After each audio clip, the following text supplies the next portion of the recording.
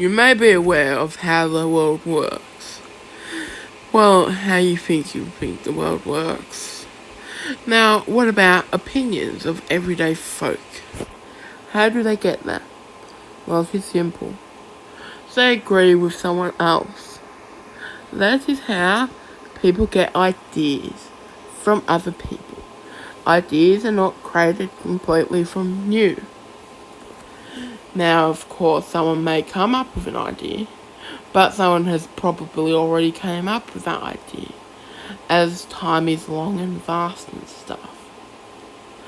Now, there is millions of people who think about stuff. For example, in politics. In politics, there may be several ideas, but currently, politics is made up of two trains of thought, left and right. Now that is the term that people call them by, so I will call them by that. Left and right are two different ideas, but they are also similar ideas in the grand space of ideas. Now what idea is right, I will not say. I personally have my opinion, and neither are right, because again, ideas is a vast thing.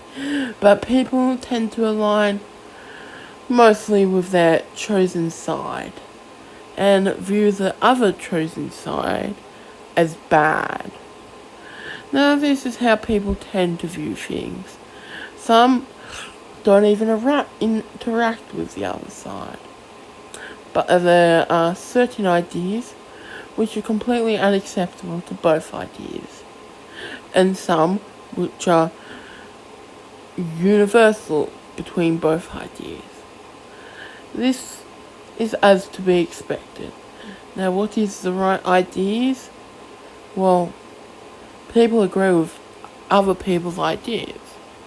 If 90% of people have one idea, and 10% of people have another idea, and that other idea is the correct one, that 90% will probably not change their mind. It will be the 10% who believe in the correct idea who change to 90%.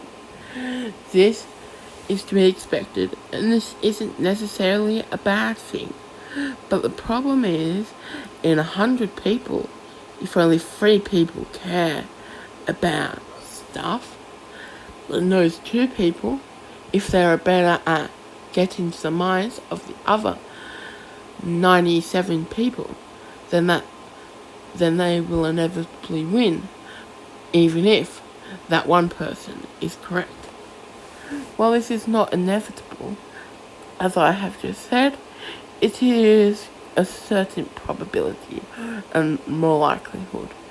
So ideas have nothing to do with truth. Well, they do have something to do with truth, but they're not necessarily truthful. This is how two sides can have fully separate beliefs, which are fairly similar, and absolutely hate each other. And this is why there aren't very much fringes, and fringes tend not to grow that large. And of course, if you want to control the herd of the masses who don't really care about politics, then there is one way to do it, and that is with media. If media says something, their voice is louder than most. Now, political media get people who are interested in political things, but whoever controls the non-political media controls the whole media. And that, for example, entertaining television shows. And if everyone who makes entertaining political shows has no opinion, but one person has their own political opinions, they're going to share it to their friends. And their friends, who are blank slates, will attach to the ideas of that other friend. And eventually the idea spreads, and then the people who make the films all have the same ideas. And that is how ideas spread. So they incorporate their ideas into the television, and that ideas in the television spreads to people across the masses. Now, this doesn't have that big an effect, but is gradual over time and can be defeated by hard work. But the truth rings clear. Who controls the media's friends controls the ideas of the masses. Now, there is only one way to stop this, and that is people not agreeing with other people.